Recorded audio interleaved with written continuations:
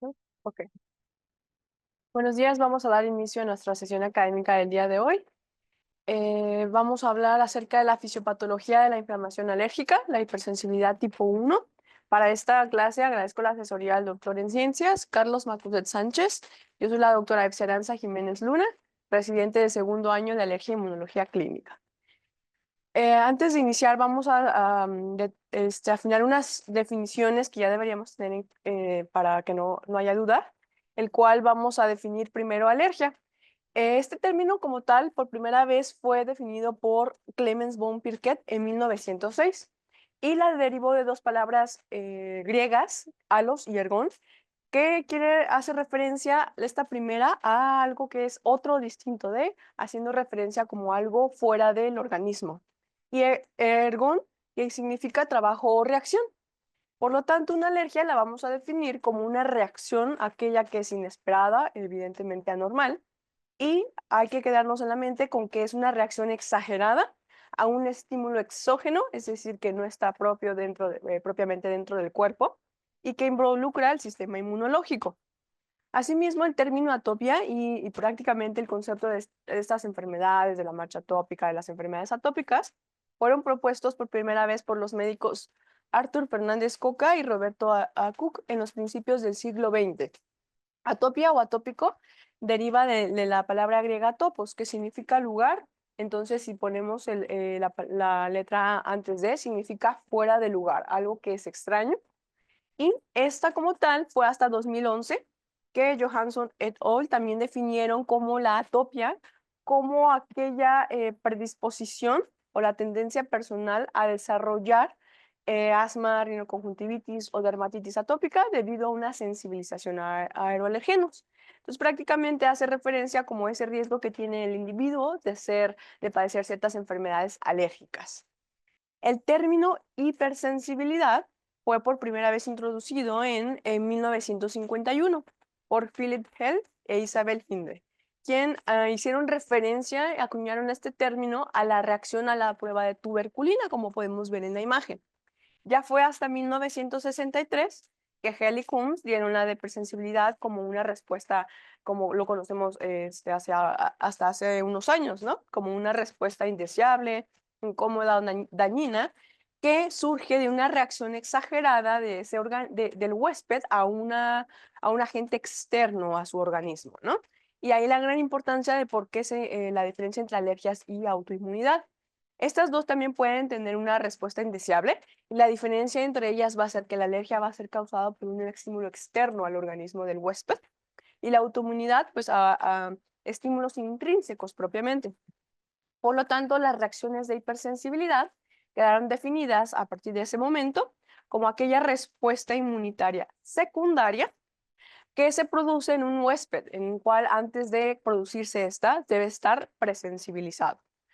Por lo tanto, ya con estos términos podemos determinar que la alergia es una reacción anormal o exagerada de un estímulo externo, es decir, fuera del huésped, que va a tener ciertas implicaciones, diferentes tipos de mecanismos para lograr esta respuesta indeseable, ya sea mediada por anticuerpos, por mecanismos mediados por células inmunes, impulsadas por tejidos o inclusive metabólicos. Y van a tener como resultado final en este huésped síntomas respiratorios, cutáneos, oculares, gastrointestinales, entre otros, incluida la anafilaxia, que va a ser la manifestación más grave de esta respuesta, ¿no? De esta alergia.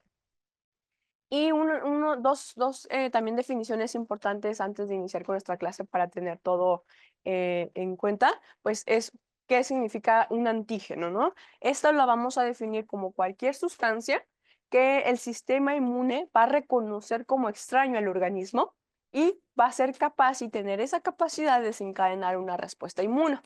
Esta puede ser muy variada, puede ser una proteína, puede ser un polisacárido o cualquier molécula que active las defensas del organismo.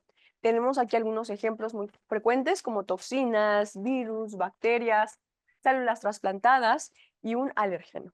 Este como tal va a ser diferente del antígeno, pero propiamente para que no haya dudas, un antígeno el alérgeno prácticamente va a ser un antígeno, ¿ok? ¿Cuál va a ser este antígeno? va a ser como tal, este alergeno, va a ser un tipo de antígeno, ¿no? Al igual que los que mencionamos anteriormente, y al igual que la bacteria, que el virus, que tienen la capacidad de estimular una respuesta en nuestro organismo. Pero este alergeno va a tener también la capacidad de en específico crear una respuesta alérgica en estos individuos susceptibles. Por lo tanto, no todos vamos a tener pues ese alergeno en nuestro organismo, ¿no? Esa va a ser la diferencia entre un paciente alérgico a uno no alérgico, que como tal, en la mayoría, estos alergenos no van a causar ninguna molestia en un paciente sin alergias, pero en alguien que sí, va a tener una respuesta mediada mayormente por IgE, que es lo que veremos a continuación. Y estos mismos alergenos nosotros podemos clasificarlos para su mejor estudio en aeroalergenos, en alergenos alimentarios, en alergenos de contacto, de medicamentos, inclusive de insectos. Y de los alergenos más comunes que se conocen que medían la hipersensibilidad de tipo 1, vamos a incluir los que vemos comúnmente en nuestra consulta, ¿no? Pólenes, tanto de árboles, pastos, maleza, caros de polvo, hongos, animales peludos, como la caspa, saliva y orina del perro o del gato, venenos de insectos, alimentos, ya más específico látex y algunos medicamentos. Por lo tanto, estas van a ser algunos ejemplos de enfermedades que van a estar incluidos estos alergenos que van a ocasionar una reacción de tipo 1, es decir, más bien dependientes de IgE. Y tenemos entre de estas la rinitis alérgica, la rinoconjuntivitis alérgica, el asma, dermatitis atópica, la urticaria aguda y el angioedema, alergia a alimentos y venenos e hipersensibilidad a fármacos. Y bueno, aquí también es algo importante. ¿Por qué mencionamos tanto a la IgE? ¿Qué tiene la IgE aquí? ¿Qué es esta IgE? Los anticuerpos como tal son ciertas proteínas que todos tenemos en el organismo. Normalmente circulan, pues evidentemente en nuestra sangre y van a ser derivadas de los linfocitos B que ya fueron convertidos a células plasmáticas. Estos como tal, estos anticuerpos también van a ser inmunoglobulinas y se van a abreviar con IgE. En específico, hablando de la IgE, este va a ser un tipo de inmunoglobulina, una de las clases de las inmunoglobulinas que conocemos, y va a ser la menos abundante. Esta va a tener la capacidad de activar ciertas células que van a también ser las responsables de todos los síntomas que tenemos en las alergias, como los mastocitos, basófilos y eosinófilos, los cuales van a liberar en el torrente sanguíneo ciertos productos tóxicos que van a ser los responsables directamente de las molestias en los pacientes. Pero ¿cómo es que se produce y por qué se produce esta IgE en estos pacientes? Los anticuerpos generados en el sistema inmunitario como tal van a ser derivados de una estimulación, va a ser la respuesta a algún estímulo que el organismo va a detectar como fuera de lo que normalmente debería estar en nuestro organismo, ¿no? Entonces, estas sustancias externas van a ser reconocidas pues, por nuestro sistema inmunitario, en su gran mayoría como no perjudiciales, en los pacientes no alérgicos. Sin embargo, también en estos pacientes no alérgicos vamos a tener esta respuesta como resultado final, la producción de la IgE. Eso es en alguien no alérgico. Pero, ¿qué pasa cuando alguien alérgico se acerca, por ejemplo, al polen o al ácaro de polvo, que ya ha sido sensibilizado? Bueno, aquí, a diferencia de la gente sana que no tiene alergias, en vez de producir anticuerpos IgE, va a producir estos anticuerpos IgE. Y entonces vamos a tener como resultado pues la sintomatología de una alergia, ¿no? Una reacción, una respuesta inmediata que vamos a ver a continuación. Esta diferencia entre que un paciente produzca una IgE y una IgG y una IgE, pues va a ser de importancia para nosotros, porque todo esto se va a deber desde el cambio de isotipo en la sangre de este paciente. Como dijimos, los anticuerpos van a ser derivados, van a ser producidos por esos linfocitos B, que ya tienen como diferenciación a plasmablastos, ¿no? Van a ser los responsables de producir estos anticuerpos. Y estos mismos pueden producir IgE, IgM, IgA, IgG, IgE. ¿Cómo es que decide el organismo crear estos anticuerpos IgE y no IgG? Como tal, todos al principio van a ser inmunoglobulinas M y D. Sin embargo, lo que vamos a estudiar es justamente eso, porque hay algunas que se van a hacer IgG, otras a IgA, otras a IgE, Bueno, prácticamente lo podemos encontrar en esta imagen y podemos resumirlo. Cuando un plasmocito, es decir, un linfocito T cooperador, llega en contacto con un linfocito ya B activado, es decir, que ya se diferenció para tener como función producir anticuerpos, hay ciertos receptores que van a ser importantes aquí, como el CD4 y el ligando propiamente de este CD4. Entonces aquí se van a encontrar los linfocitos T cooperadores con los linfocitos B, y como ya tuvieron un estímulo, este va a decir, va a llevar, por ejemplo, los pólenes, el ácaro, que el individuo ya fue sensibilizado, y entonces le va a dar la tarea de, en vez de convertirse a lo mejor a la IgM, a la IgG, a la IgA, de producir IgE con ayuda de la interleucina 4. Y entonces en estos organismos que ya fueron sensibilizados, se va a producir esta IgE. Como tal, si hablamos ya más específico todavía, en estos individuos alérgicos, para que se produzca este cambio de isotipo, tiene que ver con un reordenamiento prácticamente intrasómico, algo muy molecular que prácticamente va a pasar con material genético. Lo que va a hacer es, va a cambiar el tipo de isotipo, es decir, las cadenas, para en vez de producir IgA, IgM, IgG, IgG, va a producir una IgA. Es decir, no va a cambiar como tal la especificidad, sino la función efectora que esta inmunoglobulina va a tener para crear todas las funciones o para hacer que esta inmunoglobulina sea capaz de adherirse a su receptor y ser capaz de activar a todas las citocinas proinflamatorias mediadas por una inflamación tipo 2. Y entonces, como resultado final, vamos a tener que esta interleucina 4, en ayuda de todo lo ya anteriormente mencionado, va a tener como un resultado final una IgE y ya no una IgA. Y esto es básico para poder entender inclusive lo que hacemos día a día, ¿no? Con la inmunoterapia. Si en un paciente sano se produce una IgG, yo lo que buscaría en un paciente alérgico, pues es hacer este cambio, ¿no? Este cambio de isotipo de inmunoglobulina para que deje de producir a lo mejor IgE.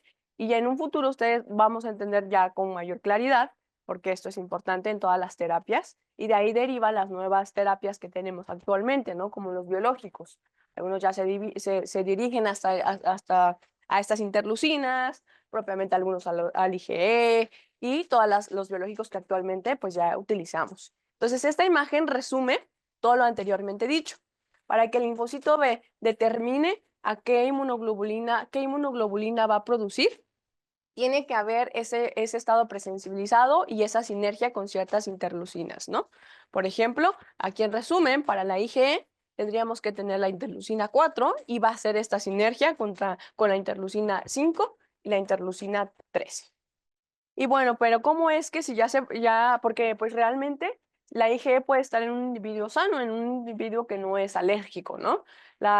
Todavía una producción de IgE de hasta 200 o 100 en un individuo sano todavía puede ser normal. Y la vida media va a ser de 2 días. Sin embargo, si se adhiere a un receptor de alta afinidad como el FC epsilon 1 o 2, va a durar hasta 9 semanas o 3 meses. Por lo tanto, pues, ¿cómo es que se producen estas reacciones alérgicas? Si en algún paciente que no tiene alergia, también las voy a encontrar. ¿Cuál va a ser la diferencia en ellos? Bueno, las respuestas de hipersensibilidad tipo 1 vamos a dividirla, para hacerlo sencillo, en dos fases, en una fase de sensibilización y en una fase efectora. Y para entenderlo más fácilmente, vamos igual a desglosar esta imagen de aquí.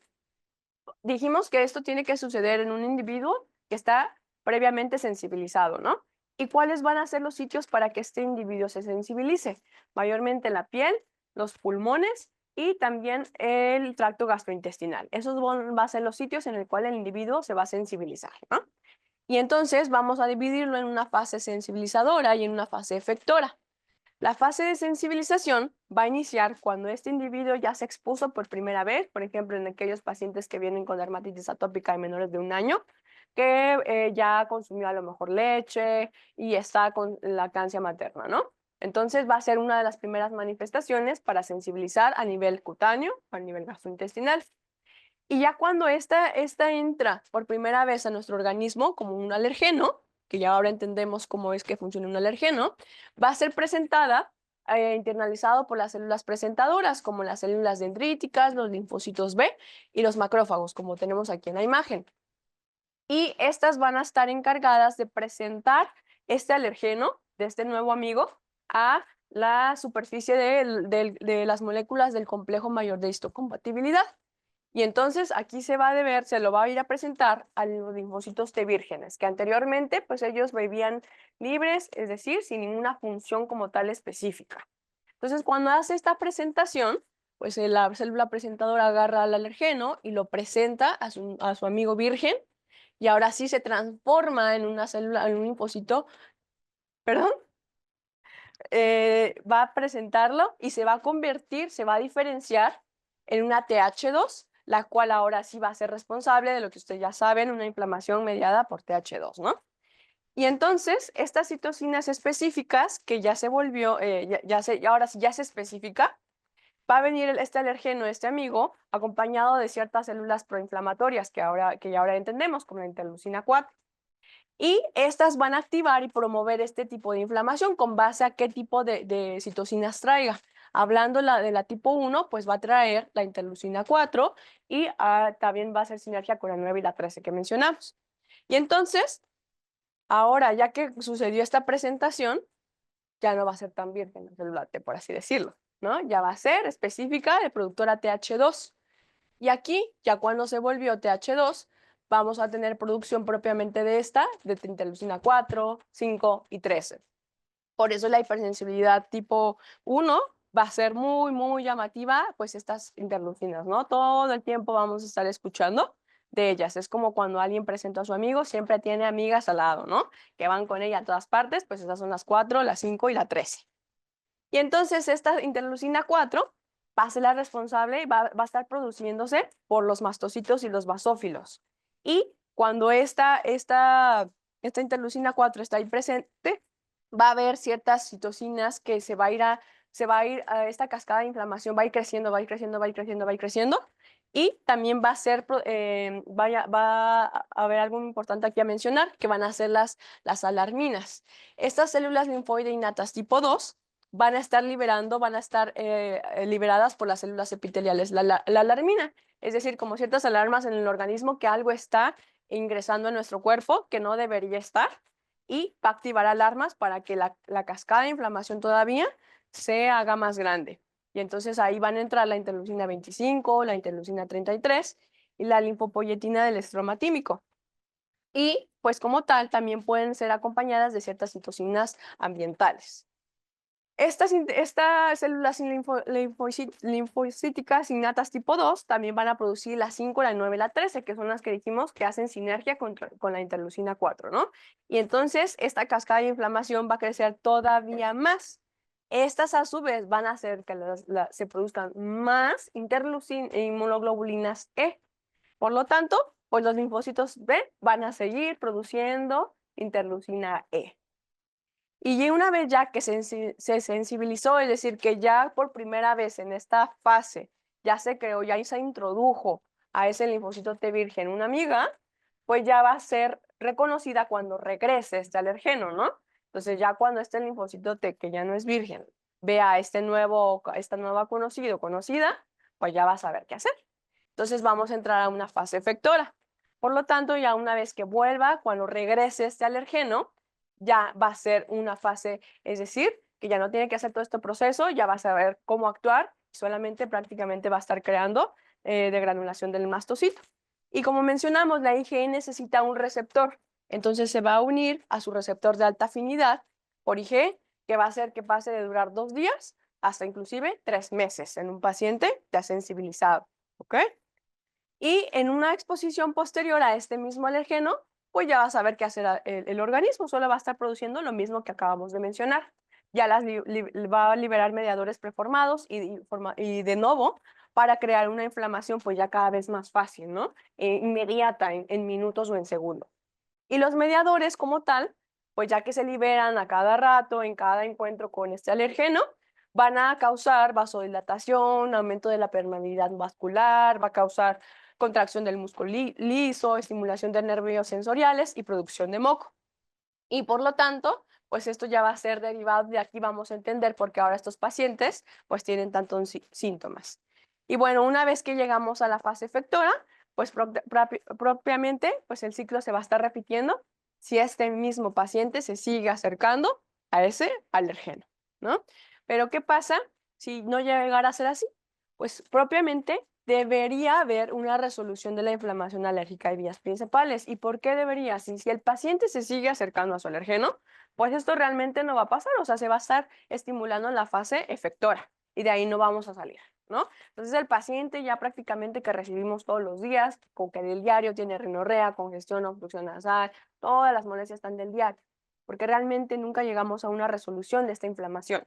Sin embargo, pues es importante conocerla porque esta fase de resolución es esencial para esa hemostasis tisular, ya que si no se logra, esta disregulación va a causar una inflamación crónica, remodelación tisular y fibrosis.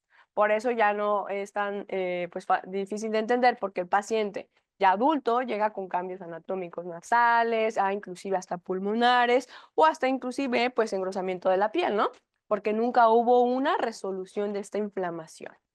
Y bueno, de aquí de esta resolución de la inflamación es de donde salen también las nuevas terapias. Los glucocorticoides tienen aquí, actúan a estos niveles con la interleucina 4, con esta apoptosis de eosinófilos que hace que se apague. Por eso hacemos uso de estos, tanto tópicos como inclusive ya cuando están severos, sistémicos. Y de aquí ya derivan las nuevas terapias que tenemos actualmente, ¿no? Con los biológicos. Pero bueno, entonces, hablando de esto, ¿qué tendría que ver la marcha atópica en nuestra especialidad? ¿Por qué tan famosa la marcha atópica? ¿Qué es esta para empezar? La marcha atópica como tal, vamos a definirlo como ese término que se utiliza para describir cierta secuencia de un individuo que es predispuesto a sufrir este tipo de alergia, de enfermedades alérgicas. Es decir, es un término simplemente que se va a referir al desarrollo secuencial de diferentes afectaciones, ¿no? Y es lo que comúnmente conocemos como la dermatitis atópica, alergia alimentaria, que ya tiene asma, rinitis alérgica, a lo largo de los años, ¿no? Que cuando el paciente llega con un año, que ya tiene dermatitis atópica, ¿y por qué es tan importante? O sea, ¿de dónde salió este término? A lo largo de los años se dieron cuenta que los pacientes con dermatitis atópica tenían cierto riesgo y eran niños que normalmente en un futuro, en su infancia, tenían enfermedades como asma y rinitis alérgica. Entonces se observó que como tal la dermatitis atópica es muy frecuente en nuestros medios, hasta un 30% de los niños en países en desarrollo la va a presentar. Y se dieron cuenta que de estos pacientes, hasta un 80% de ellos tenían al menos una enfermedad atópica en un futuro. Entonces, de estos pacientes que recibimos del diario, por eso es importante darles un seguimiento, ¿no? Porque esperamos que mínimo el 60% tenga el riesgo de desarrollar mínimo una rinitis alérgica en un futuro. Y si llega a ser grave esta dermatitis atópica, al menos tiene un 30% de desarrollar asma. O sea, son porcentajes muy altos. La mayor prevalencia como tal, pues van a ser en aquellos pacientes que ya saben que el papá o la mamá sufrió una enfermedad alérgica y eso nunca falta en nuestro diario. Y bueno, ¿cómo es que la dermatitis atópica está asociada con esto? ¿Cómo es que se dieron cuenta de eso? ¿Qué tiene que ver con las demás enfermedades? Si se dan en el pulmón, si se dan en otros sitios, ¿no? No en la piel. Pues prácticamente se estudió que la disfunción de la barrera epitelial pues tiene alteraciones, tanto propiamente mutaciones en genes, pérdida transepidérmica de agua, disrupción de la barrera mucosa, respiratoria inclusive, y intestinal. Entonces, prácticamente como lo que mencionamos anteriormente, si hay una barrera ya dañada, pues va a ser susceptible este individuo a sensibilizarse, y no nada más en la piel, sino también ahora en el pulmón y en el tracto gastrointestinal. Y entonces ahora sí que ya entendemos todo, pues todas estas alarminas que anteriormente teníamos, nuevamente se van activando y van a ser los causantes de estimular la inflamación de tipo TH2, que entran nuevamente, la interleucina 4, 5, la 13, y como estas interleucinas o este individuo sensibilizado ya sabe su organismo qué hacer, pues va a ser más fácil para ellos, con estas erupciones epiteliales y de las mucosas, crear todas estas enfermedades que tienen el mismo mecanismo. Y entonces van a ser pacientes que van a desarrollar, pues, asma, rinitis alérgica, alergia alimentaria, inclusive, pues, anafilaxis, ¿no? Pero ahora que ya estudiamos este camino de la dermatitis atópica, actualmente existe todos unos factores por debajo de ella, ¿no? Que no nada más es, ¿qué tendría que ver esta disfunción de la barrera? Pues también hay ciertos factores que acompañan o hacen que el riesgo sea mayor, como por ejemplo factores ambientales, predisposición genética, que ya tengan unas ciertas exacerbaciones o que siempre ese individuo esté en contacto con su alergeno, pues también tendría que ver, ¿no? Si un paciente se aleja a lo que le causa daño, pues no tendría que seguirle ocasionando el daño, ¿no? Si es dependiente de ese alergeno. Y entonces, ¿qué estaría generando las alergias? ¿Por qué dos hermanos que vienen del mismo papá y del mismo ambiente, por qué uno sí desarrollaría asma y otro no? Como tal, esto, pues es una respuesta multifactorial. Realmente, como ustedes saben, la alergia es causada por múltiples razones. No existe una sola. Y inclusive se ha estudiado que tiene que ver con factores inclusive prenatales, ¿no? O que la mamá anteriormente haya fumado, en qué ambiente se desarrolló la madre. Son cuestiones que también hay que mencionar. La genética, epigenética y el ambiente y estilo de vida del paciente tiene que ver. Que nuestros pacientes pues vivan actualmente, por ejemplo, en la ciudad contaminada número 1 de México, pues también tiene que ver. Que hayamos tenido incendios o la mala calidad del aire pues tiene que ver, ¿no? Y la alimentación que actualmente consumimos. Entonces, pues prácticamente son ciertos factores que van a estar involucrados. Entonces, cuando les pregunten los padres, pues ahora ya sabrán qué poder responder, ¿no? Inclusive tiene que ver con que si el niño nació pretérmino, si fue adquirido vía abdominal, si no recibió lactancia materna, incluimos múltiples factores. Y como tal, también algo importante mencionar son esos efectos epigenéticos que también tienen relación con los genes y el ambiente actualmente. Lo que mencionamos, si un paciente de menor de 5 años de manera repetitiva sufre infecciones virales o tiene una mala dieta, crean que son de los pacientes que comúnmente vamos a ver. Son niños que tuvieron neumonías de repetición. Esos agentes que tuvieron, pues van a ser también riesgo para que tengan alergia en prácticamente enfermedades alérgicas. Y bueno, ¿y por qué vale la pena estar estudiando esto? ¿Por qué vale la pena estar hablando de las enfermedades alérgicas? Pues número 1, porque son enfermedades muy frecuentes. Vamos a encontrarlas todos los días en la consulta de urgencias, de pediatría, de medicina interna, de familiar, del médico general, ¿no? Y como tal, pues son enfermedades que, como vieron, sí afectan en una población, desde una población joven y no se limita en ella. También encontramos ya adultos o pacientes seniles que van a presentar estas enfermedades. Pero le gusta afectar mayormente a personas jóvenes, pues que en las cuales la producción laboral o académica va a ser alta, ¿no? Va a ser más demandante. Y pues van a interferir en sus actividades cotidianas, van a tener una perturbación del sueño, mala calidad de vida, van a ser a veces individuos irritables que ya se han operado en múltiples ocasiones de los senos paranasales y pues que por más que le hacen, pues no mejora.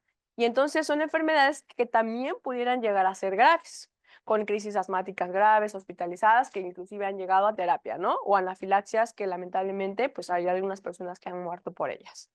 Y a lo largo de los años hemos visto y hemos observado que cómo es este cambio de vida moderna que ha hecho que las enfermedades alérgicas que anteriormente a lo mejor no eran tan frecuentes ver o eran exclusivos de los ricos, pues ahorita ya los vemos en todo tipo de población, ¿no?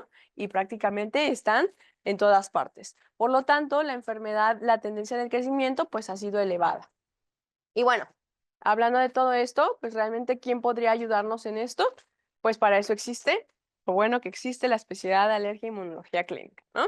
Y como tal, el ACAI, que es el American College of Allergy, Asthma and Immunology, es una organización profesional que está dedicada a mejorar la calidad de estos pacientes con estas enfermedades alérgicas.